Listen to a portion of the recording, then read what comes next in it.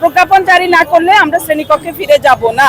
জাতীয়করণ হলে শিক্ষকরা উপকৃত হবে। সুতরাং আমরা মনে করি যে এই 500 টাকা দেওয়া মানে শিক্ষককে অপমান করা।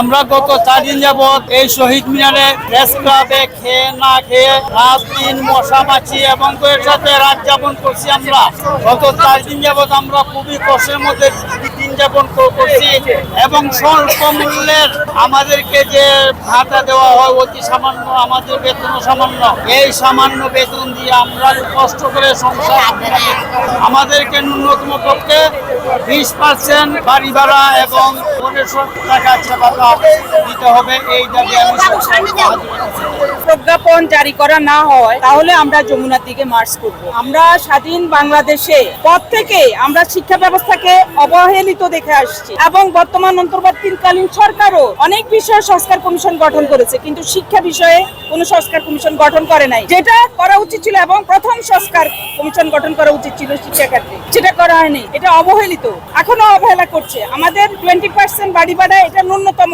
দাবি, আমাদের এটাও মানছে না। আমরা দাবি জানাচ্ছি অবিলম্বে এটা যেন মেনে নেওয়া হয়। আমাদের 1500 টাকা চিকিৎসা ভাতা এবং কর্মচারীদের 75% ভাতা, এই দাবি যেন সরকার মেনে নেয়। আমরা জোর দাবি জানাচ্ছি এবং অতি সত্বর যেন প্রজ্ঞাপন জারি করে। প্রজ্ঞাপন জারি না করলে আমরা শ্রেণীকক্ষে ফিরে যাব না। যতদিন পর্যন্ত আমাদের দাবি না মানবে আমরা এই রাজপথ ছাড়বো না। জানতে পারছি যে জুনায়েদ সাকিব ভাই এবং এই যে বি পার্টির ছিলেন মনন্দু ভাই, উনি বলেছেন আমাদেরকে যে সরকারের সাথে আলোচনা করে তারা আসছেন এবং 10% এর কথা বলছেন। 10% দিলে দেখা যাচ্ছে যে একজন পিয়ন সে 1000 টাকা বাড়ি ভাড়া পায়, কিন্তু সে 8000 টাকা স্কেলে চাকরি করতেছে, তার বেসিক 8000 টাকা, তখন তার 800 টাকা হয়ে যায়, মানে তো মাইনাসের দিকে চলে যায় 10%। এই জন্য আমরা সাকিব ভাইয়ের প্রস্তাবকে নাকচ করে দিয়েছি যে আমরা 20% এর চেয়ে যদি 1% কম হয়, 19% হয়, তাও আমরা মানবো না। আমাদের একটাই দাবি, 20% বাড়ি ভাড়া দিতে হবে।